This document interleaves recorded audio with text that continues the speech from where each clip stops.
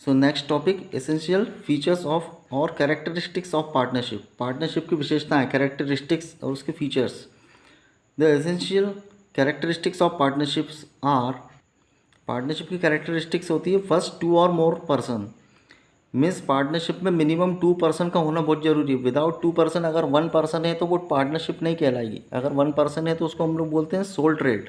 जब हमने 11th class में पढ़ा था सोल ट्रेडिंग, सोल ट्रेडिंग में एक ही पर्सन होता था जो बिजनेस को ऑपरेट करता था, मैनेजमेंट करता था, और कैपिटल इन्वेस्टमेंट भी एक ही व्यक्ति के द्वारा उसमें इन्वेस्ट की जाती थी। यहाँ हम बात कर रहे हैं पार्टनरशिप की, तो पार्टनरशिप में 2 और मोर देन 2 पर्सन होते हैं। तो पार्टनरशिप के लिए बहुत ज़रूरी है कि उसमें कम से कम मिनिमम 2 पर्सन का होना जरूरी है। So that the characteristics of the partnership first is 2 or more person. 2 person या उससे अधिक उसमें होना चाहिए तो पार्टनरशिप फर्म कहलाती है।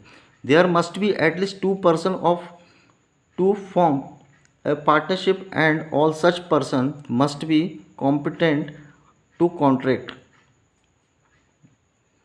According to Indian Contract Act 1872, every person except the following are competent to contract. मतलब इनमें से एक्सेप्ट मतलब इनको हटाकर पार्टनरशिप में सभी सहमत हो सकते हैं। इन तीन कंडीशन को हटाकर कौन कौन सी कैटेगरी है? माइनर, मतलब जो 18 ईयर से जो कम होते हैं उसको हम बोलते हैं minor. Second, person of unsound mind, जो दिमागी रूप से अस्वस्थ है। और person disqualified by any law, यदि किसी लॉ के द्वारा किसी पर्सन को डिसक्वालिफाइड कर दिया। तो ऐसी 3 कैटेगरी हैं। ये कॉन्ट्रैक्ट में नहीं आते हैं। किसके according? According to Indian contract act 1872, every person except, मतलब पार्टनरशिप कॉन्ट्रैक्ट में आ सकते हैं लेकिन इनको एक्सेप्ट, इन तीनों को हटाकर, किसके कौन कौन को हटाकर? माइनर जो कि 18 ईयर से कम एज के हैं। Second, person of unsound mind, जो दिमागी रूप से अस्वस्थ हैं। And person disqualified by any law, किसी कानून के द्वारा किसी को अगर डिसक्वालीफाई कर दिया तो वो कॉन्ट्रैक्ट एक्ट में नहीं आएगा। Maximum number of partners, maximum number, minimum number तो 2 होते हैं। किसी भी पार्टनरशिप में मिनिमम नंबर 2 होंगे, 2 तो होंगे ही, क्योंकि बिना 2 पर्सन के पार्टनरशिप बिजनेस नहीं कहलाएगा। So minimum number of the partner is 2, but maximum number of partners, the company act 2013 sections 464 empower the central government to prescribe the number of the partner in a firm subject to maximum of 100 partners. Means the Company Act 2013 section 464 empower the central government to prescribe number of partner in a firm subject to maximum of 100 partner. Act 2013 के according firm में, partnership firm में maximum partner 100 हो सकते थे, लेकिन the central government has prescribe maximum number of partner in a firm to be 50 vide rules 10 of the company miscellaneous rules 2014। But 2014 के rules के according अब पार्टनरशिप फर्म में 50% मैक्सिमम हो सकते हैं। सो दस in effect a partnership firm can not have more than 50 partners. 2014 के rule के अकॉर्डिंग अब पार्टनरशिप फर्म में मैक्सिमम पार्टनर्स कितने हो सकते हैं? 50। तो ये उसकी पहली कैरेक्टरिस्टिक्स है कि 2 or more person. Second, agreement, agreement का मीन्स होता है समझौता। Partnership come into existence by an agreement either written or oral. जो पार्टनर होते हैं उनके बीच में एक एग्रीमेंट होता है, उनके बीच में एक एग्रीमेंट होता है। एग्रीमेंट कैसा हो सकता है? Either written or oral. वो रिटन भी हो सकता है, ओरल भी हो सकता है। मीन्स लिखित में भी हो सकता है, ओरल भी हो सकता है। It is the basis of the relation among the partner. ये डिपेंड करता है कि पार्टनर्स के रिलेशनशिप आपस में कैसी है, उस पर डिपेंड करता है कि वो अपन रिटर्न एग्रीमेंट करना चाहते हैं कि ओरल करना चाहते हैं। Which may be for the particular venture for a period or at will. The written agreement among the partner is known as partnership deed. जो रिटर्न एग्रीमेंट होता है उसको हम लोग बोलते हैं partnership deed.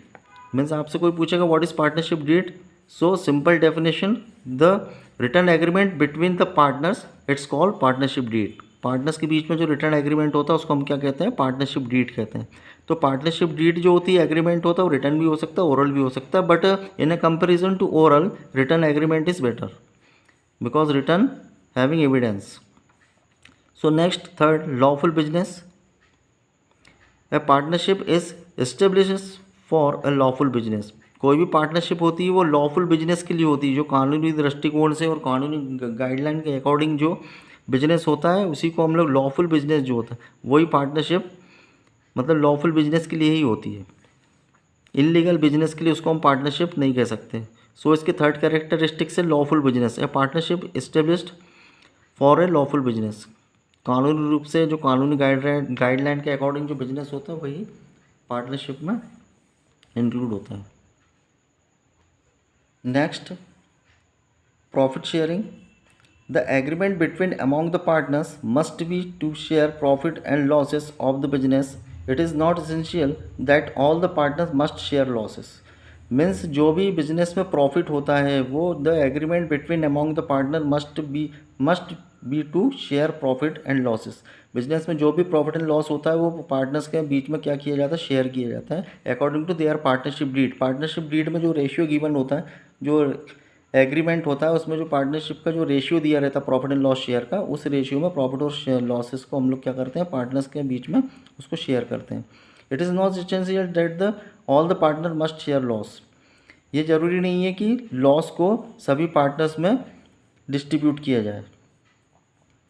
Next, business can be carried on by all or any of the partners acting for all. Business of the partnership can be carried on by all the partners or by anyone of them acting for all the partners.